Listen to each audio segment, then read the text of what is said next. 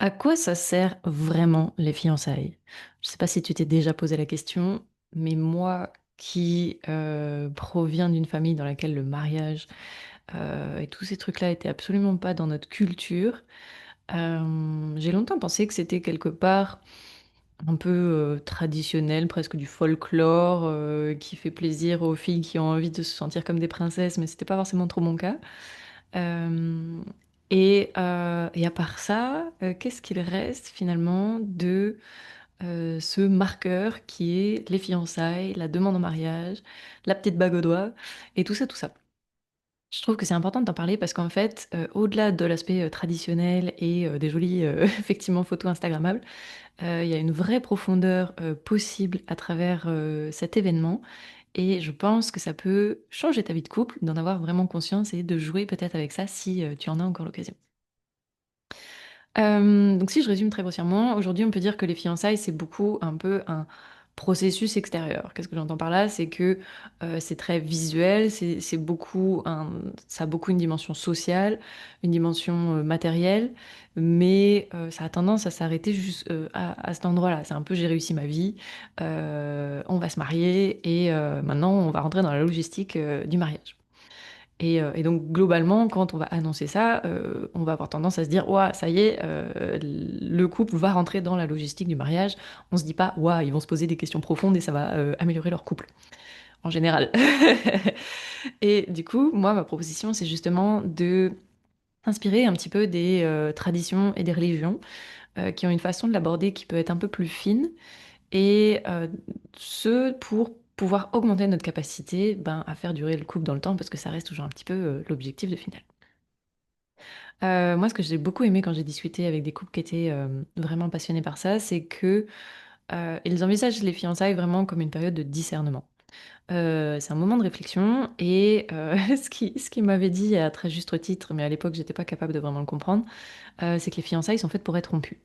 Ce qui semble absolument paradoxal. Tu viens de demander en mariage ton ou ta partenaire, enfin ta partenaire, ton ou ta partenaire, on ne sait jamais maintenant, et dire oui à cet engagement à venir. Et on va te dire, bon, bah super, c'est le moment où tu peux rompre avec ton ou ta partenaire. What the fuck? Euh, c'est un petit peu déroutant et pour autant ça a beaucoup de sens. Euh, Même si c'est le moment effectivement où tu es prêt à t'engager, c'est vraiment le moment justement d'y réfléchir à deux fois quelque part parce que le but c'est pas de foncer tête baissée et de déjà partir du principe que c'est que tu es engagé, tu n'es pas encore engagé. Et donc c'est le moment de vraiment se poser la question en profondeur, de vraiment pousser la relation dans ses retranchements pour être certain, certaine de entre guillemets prendre la bonne décision et en tout cas d'avoir toutes les cartes en main pour pouvoir vivre le couple le plus épanoui possible, le plus longtemps possible. Et donc moi, mon invitation, c'est d'aller au-delà de la préparation matérielle du mariage, qui en général est assez naturelle, mais d'aller chercher la préparation intérieure du mariage, qui doit fonctionner en parallèle. Et les deux doivent pouvoir être en synergie. Quand je parle de cette préparation intérieure au mariage et d'aller justement effectivement pousser la relation dans ses retranchements, ça veut dire quoi? Ça veut dire, je t'ai noté quelques petites questions. Ouais, bah déjà, c'est potentiellement se poser un petit peu la question de c'est quoi le mariage pour moi? Parce que d'une personne à l'autre, d'une famille à l'autre, d'une culture à l'autre, on va pas tous avoir la même idée derrière la tête. Donc c'est intéressant déjà de qu'est-ce que ça représente pour moi? Qu'est-ce que ça veut dire pour moi? Et puis aussi d'observer potentiellement quelles sont les choses que j'associe au mariage et qui peut-être sont lourdes, désuètes et qui ne m'inspirent pas pour pouvoir aussi déconstruire des fois qu'est-ce que je peux donner comme exemple? Enfin, je sais que certaines personnes peuvent associer le mariage à quelque part, bon ben ça y est, on commence à s'ennuyer quelque part. Et donc d'observer aussi potentiellement ces petites phrases qui peuvent avoir un impact et un retentissement finalement sur votre vie de couple derrière. Et de comment je peux l'envisager autrement pour que ça m'inspire vraiment si jamais un des deux partenaires est plus inspiré par l'idée que l'autre et que l'autre s'embarque dans l'aventure parce que bon, il faut bien cocher la case parce que ça fait plaisir à la famille ou à l'autre. Et comment est-ce que je peux aller donner du sens à ce moment-là véritablement. Donc déjà, voilà, qu'est-ce que c'est le mariage pour moi? Ensuite, quelle est mon intention pour la relation? Parce que à ce moment-là, quand on s'engage à quelque chose, bah, c'est bien de savoir à quoi. Qu'est-ce que vous mettez derrière? Quelle envie, quel élan, bah, c'est ça, quelle intention vous posez dans cet engagement de manière à ce que bah, cette intention, elle vous porte.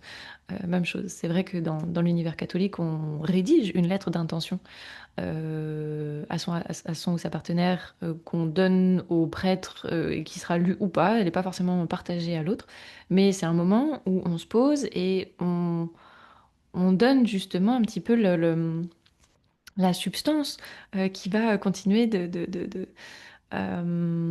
s'installer finalement dans l'autre. Et donc plus on va être clair dans notre intention, et même chose, plus ça va nous permettre de porter facilement la relation, parce que plus on sait déjà ce qu'on veut, et plus on sait comment on a envie de le nourrir, et plus bah, c'est facile de le faire derrière. Voilà, après d'autres questions à se poser qui sont plus ou moins pertinentes aujourd'hui, parce que c'est vrai qu'on a tendance à se marier de plus en plus tard, mais est-ce qu'on est d'accord sur notre désir d'enfant? Est-ce qu'on a la même vision des choses par rapport à ça? Parce que c'est quand même un peu le gros sujet central aussi de la relation de couple. Qu'est-ce qu'on pense mutuellement de notre relation à nos parents, qui peuvent également avoir un gros impact dans la relation de couple, pas forcément quand on a une trentaine d'années, mais plus on va avancer en âge aussi, la place qu'ils peuvent avoir quand ils vont vieillir ou quand justement les enfants arrivent, etc. C'est important et ça peut vraiment avoir une incidence sur la relation à deux. Est-ce qu'il y a des choses que je sais que je devrais dire et que je n'ai pas dites? La période des fiançailles, c'est une vraie période aussi qui peut être profondément riche, de chercher à être profondément en vérité avec votre partenaire. C'est vrai que c'est pas forcément quelque chose qui est énormément euh, mis en valeur aujourd'hui, mais si vous voulez profondément vous engager sur un terrain sain et en confiance et avec une qualité de communication profonde, etc.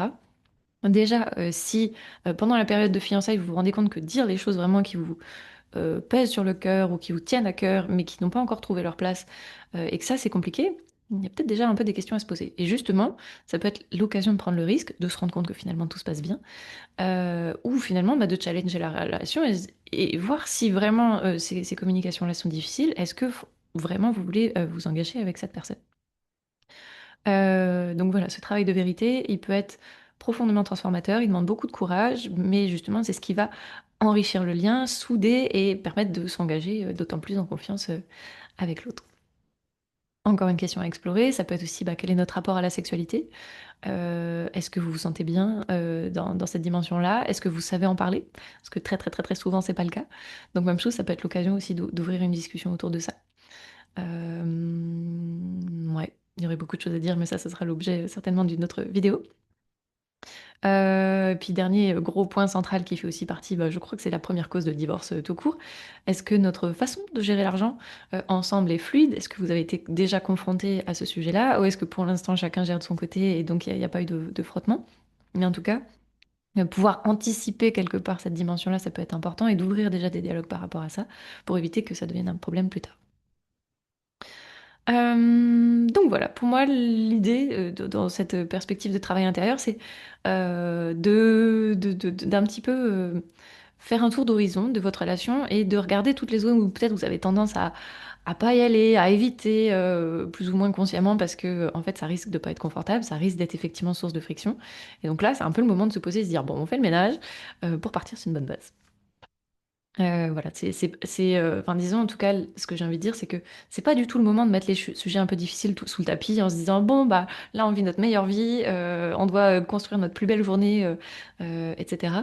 Au contraire, c'est vraiment pas le moment, c'est plutôt l'inverse de, bon, bah voilà, on sort les sujets, on les traite pour que quand on s'engage pleinement et justement le cœur léger. Euh, voilà. Est-ce que je voulais vous dire d'autres choses? Oui, dernier point que je voulais ajouter qui rejoint un petit peu ce que j'ai partagé avant, c'est que, comme je l'ai énoncé, les fiançailles sont faites pour être rompues. Et on ne sait jamais, si jamais, justement, avec ce travail de discernement, vous vous rendez compte que finalement, ben, c'est peut-être pas avec cette personne. Euh, de pouvoir vous autoriser pleinement à effectivement tout arrêter. Peut-être qu'il y aura des préparatifs en cours, peut-être que vous aurez engagé le traiteur, peut-être que vous aurez réservé le lieu, peu importe. Mais de garder en tête que c'est pas parce qu'il y a tous ces éléments logistiques qui sont en route, que vous avez prévenu, vous avez lancé les faire-part, etc. Vous êtes encore libre de faire vraiment un choix. Et c'est justement parce que vous êtes libre aujourd'hui que vous allez pouvoir vous engager sincèrement. Si aujourd'hui vous vous sentez pas libre déjà de dire oui ou non, ouais, c'est que vous n'êtes pas dans une vraie liberté de vous engager. Et donc gardez en tête qu'à ce moment-là, même si ça fout le bazar, vous êtes encore libre de faire le choix et de effectivement rétro-pédaler. Et que ça peut être OK, même si ce sera effectivement certainement inconfortable. Mais si y a un moment pour le faire, c'est maintenant, c'est pas après. Voilà pour ça. Je suis en train de me dire qu'il faudrait que j'aborde plein de choses complémentaires autour des fiançailles, parce que tout ce qui est autour de la bague, de la journée de fiançailles, de quand le faire, enfin, il y aurait plein de choses à ajouter. Donc, je pense que j'en ferai quelques autres. En tout cas, j'espère que déjà ce petit élément aura su te faire réfléchir, vous faire réfléchir, peut-être vous amener à aborder cette période-là différemment. Ou à regarder derrière et se dire, ah tiens, comment nous on l'a vécu, peut-être que c'était autre chose, et peu importe. Le but, c'est pas de se juger et enfin voilà, de trouver que les choses auraient dû être autrement, elles ont été parfaites telles qu'elles ont été.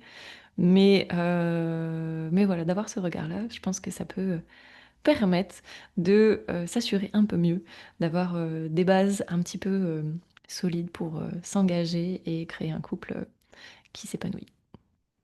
Je vous dis à bientôt et, et je vous souhaite le meilleur. Ciao, ciao.